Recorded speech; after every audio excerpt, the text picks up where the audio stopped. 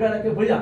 ಯಾಕೆಂದರೆ ಜಮೀನು ಓಡಾಡಬೇಕು, ಮತ್ತೊಂದು ಓಡಾಡಬೇಕು, ಯಾರು ಬಂದು ಎಷ್ಟು ಮರ್ಡರ್ ಮಾಡ್ತಾರೆ, ನಾವು ಸಿದ್ದಾಪುರ ಸ್ಟೇಷನ್ ವ್ಯವಸ್ಥೆ ಕಾನೂನು ವ್ಯವಸ್ಥೆ ಇದೆಯೋ ಇಲ್ಲೋ ಅನ್ನೋ ಭಯ ಆಗ್ತಿದೆ. ಹಾಗಾಗಿ ನೀವು ಆ ಹೆಣ್ಣುಮಗಳಿಗೆ ಸರಿಯಾದ ನ್ಯಾಯ ಕೊಡಿಸ್ಬೇಕು. ಸಖತ್ತಾಗಿ ವಿಟ್ನೆಸ್ಸಿಂದ ಹಿಡಿದು ಎಲ್ಲದೂ ನೀವು ಪರಿಪೂರ್ಣವಾಗಿ ಪ್ರಿಪೇರ್ ಮಾಡಿ ಕೋರ್ಟಿಗೆ ಸಬ್ಮಿಟ್ ಮಾಡಬೇಕು. ಹೆಣ್ಣುಮಗಳಿಗೆ ನ್ಯಾಯ ಕೊಡಿಸ್ಬೇಕು. ಇನ್ನು ಮುಂದಾದರೂ ಇಂಥ ಘಟನೆಗಳು ಆದ ರೀತಿ ನಿಮ್ಮ ಇಲಾಖೆ ಮುತುವರ್ಜಿ ವಹಿಸಿ ಇಂಥವೆಲ್ಲ ಕ್ರೈಮ್ ಆಗಲ್ಲ. ಸಿದ್ದಾಪುರದಲ್ಲಿ ಕ್ರೈಮ್ ರೇಟ್ ಇಲ್ಲಾಗಿತ್ತು, ಇತ್ತಿತ್ತ ಕ್ರೈಮ್ ರೇಟ್ ಜಾಸ್ತಿ ಆಗ್ತಾ ಇದೆ.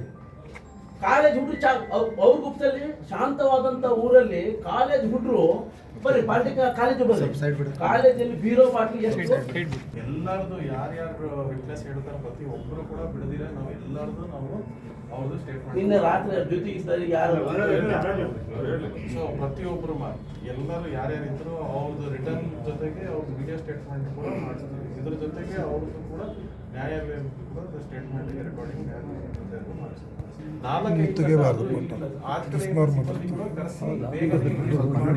ಆಗಿರೋದು ಇನ್ಫ್ಯಾಕ್ಟ್ ಅಷ್ಟು ನಾವು ಬೇಗ ರೆಸ್ಪಾಂಡ್ ಮಾಡಿಲ್ಲ ಅಂದ್ರೆ ಇಷ್ಟೊತ್ತಿಗೆ ಆರೋಪಿ ಕೂಡ ಸಿಗ್ದಿರೋ ಹೋಗಿರೋರು, ಅವರೆಲ್ಲ ತಪ್ಪಿಸ್ಕೊಂಡು ಹೋಗ್ಬಿಟ್ಟಿರೋರು, ಮತ್ತೆ ನಮ್ಗೆ ದಿವಸ ಗಟ್ಟಲು ಹೋಗೋದಾಗಿತ್ತು.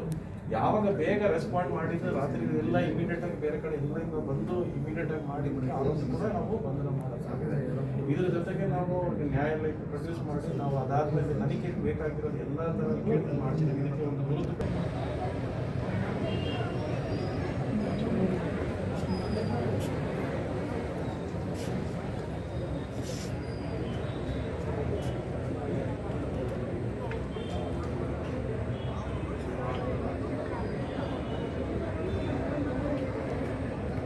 ಭಯದ ವಾತಾವರಣ ಆಗಿಬಿಟ್ಟಿದೆ ಅಂತ.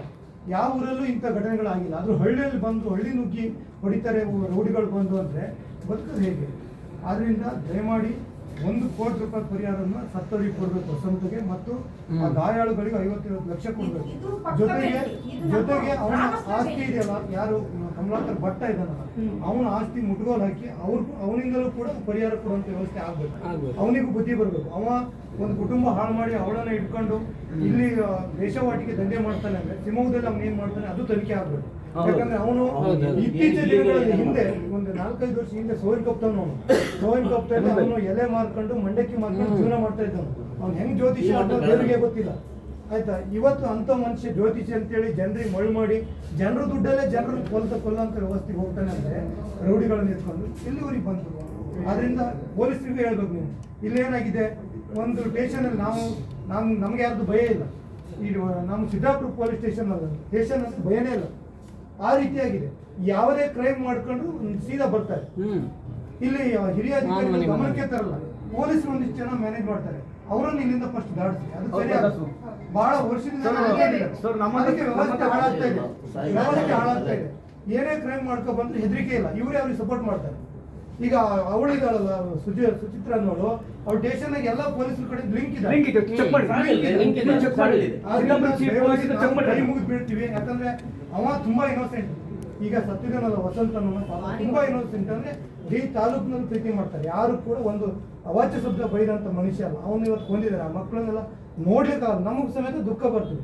ಅದರಿಂದ ದಯವಿಟ್ಟು ನೀವು ನ್ಯಾಯ ಒದಗಿಸ್ಕೊಡ್ಬೇಕು. ಅವ್ರಿಗೆ ಮರಣದಂಡನೆ ಆಗಬೇಕು, ಗಲ್ಲಿಗೆ ಏರ್ಸಂತ ಕೆಲಸವನ್ನು ನೀವು ಡಿಪಾರ್ಟ್ಮೆಂಟಿಂದ